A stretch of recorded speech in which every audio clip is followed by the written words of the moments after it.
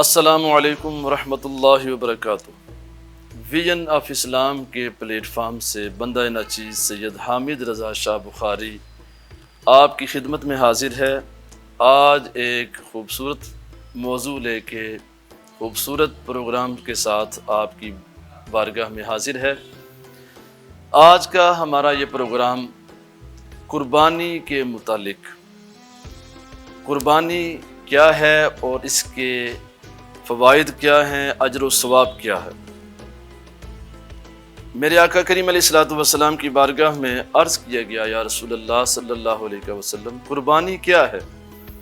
حضور علیہ الصلوۃ والسلام نے ارشاد فرمایا، یہ میرے جد امجد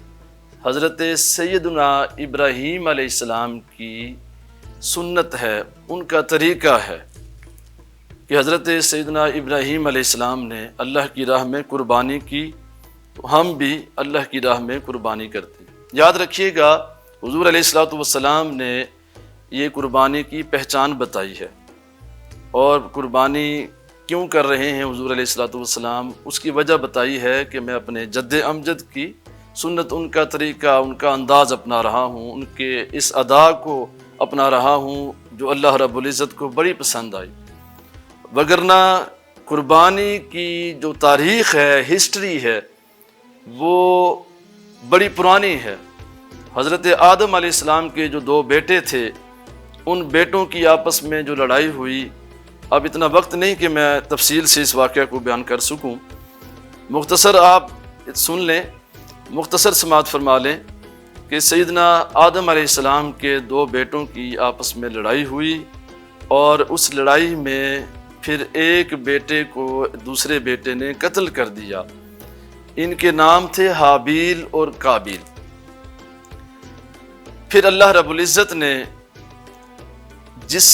شخص نے، جس بیٹے نے قتل کیا تھا، اس کے لیے کہ اس کی وضاحت ہو جائے کس نے قتل کیا ہے، اس وقت پھر حضرت آدم علیہ السلام کے لیے حکم ہوا کہ آپ قربانی کیجئے۔ پھر اس وقت قربانی کی گئی۔ یہ بیسیکلی قربانی کی تاریخ ہے۔ اس کے بعد تمام جتنے بھی انبیاء کرام تشریف لائے، ان سب کی امتوں پر قربانی واجب تھی، اور وہ قربانی کرتے رہے، مختلف انداز میں مختلف انبیاء کرام کی امتیں قربانی کرتی رہیں،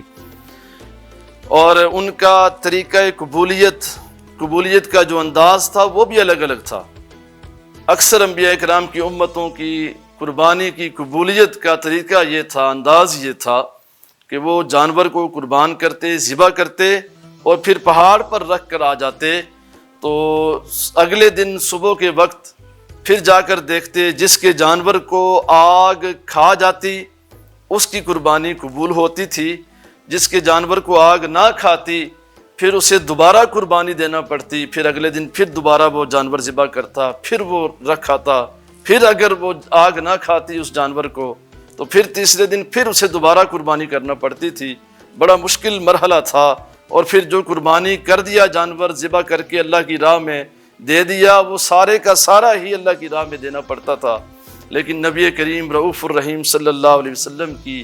شان پر، آپ کے مقام و مرتبہ پر، اور آپ کا اپنی امت پر رؤوف الرحیم ہونا، قربان جائیے آقا کریم علیہ الصلوۃ والسلام پر، کہ میرے آقا صلی اللہ علیہ وسلم نے فرمایا، اے میرے صحابہ، تم قربانی کرو، یہ عمل اللہ رب العزت کو عید الاضحیٰ والے دن سب سے زیادہ پسند ہے، اس سے زیادہ کوئی اور عمل پسند نہیں ہے، کوئی اور عمل اس کے علاوہ اللہ رب العزت کی بارگاہ میں زیادہ درجہ نہیں رکھتا۔ میرے آقا صلی اللہ علیہ وسلم نے پھر یہ بھی فرمایا کہ اے میرے صحابہ، تم قربانی کرو، اور اس جانور کو ذبح کرنے کے بعد اس جانور کا گوشت خود بھی کھاؤ، دوسروں کو بھی کھلاؤ، اور اگر تم سارا گوشت خود بھی کھا لیتے ہو، قربانی پھر بھی قبول ہے،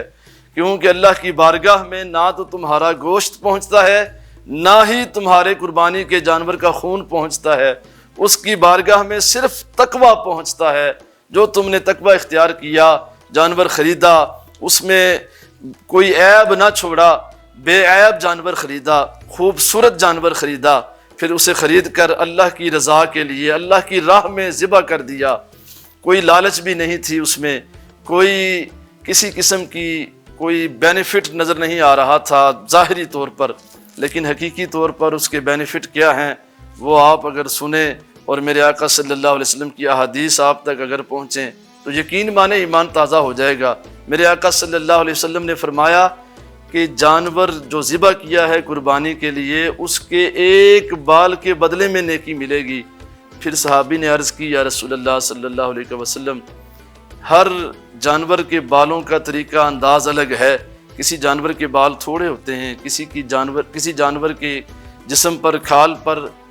بال کی بجائے اون ہوتی ہے اور وہ زیادہ باریک ہوتے ہیں، تعداد زیادہ ہوتی ہے، اس کا کیا حکم ہے؟ میرے آقا صلی اللہ علیہ وسلم نے فرمایا کہ اس اون والے جانور کی اون کے بالوں کا حساب لگایا جائے گا، جتنے بال ہوں گے اتنی نیکیاں نامہ اعمال میں لکھ دی جائیں گی۔ سامعین عزیز وقار، ویژن آف اسلام کے پلیٹ فارم سے بندہ ناچیز آپ کے سامنے اس خوبصورت موضوع کو لے کے حاضر ہوا ہے۔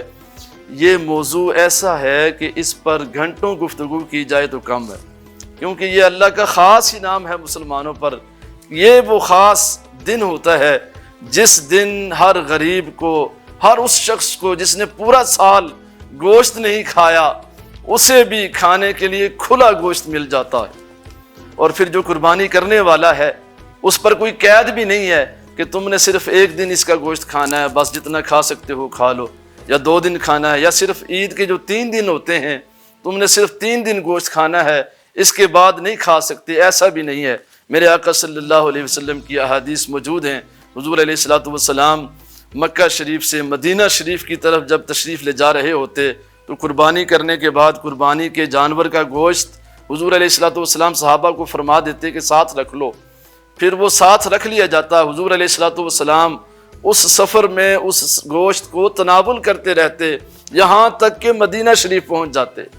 تو اس میں کوئی 2 دن یا 4 دن یا 10 دن نہیں لگتے، بلکہ یہ کافی لمبا سفر ہوتا تھا، پیدل ظاہر ہے، گھوڑوں پر بھی نہیں، اونٹوں پر یا گھوڑوں پر یہ سفر ہوتا تھا۔ تو یہ ایک لمبا سفر تھا، اس میں کافی دن لگ جاتے تھے، مہینوں لگ جاتے تھے، تو وہ قربانی کا گوشت اس میں کھایا جاتا تھا۔ تو حضرات ذی وقار، سامعین محترم، ویژن آف اسلام کے اس خوبصورت پلیٹ فارم سے آپ حضرات تک یہ خوبصورت موضوع اور خوبصورت گفتگو پہنچائی گئی ہے۔ اس ویژن آف اسلام کے پلیٹ فارم سے جڑے رہیے، انشاءاللہ عز و جل اسی طرح کے معلوماتی، دینی، اسلامی پروگرام اور گفتگو آپ تک پہنچاتے رہیں گے۔ اللہ رب العزت آپ کا اور ہم سب کا حامی و ناصر ہو۔ وما علینا الا البلاغ۔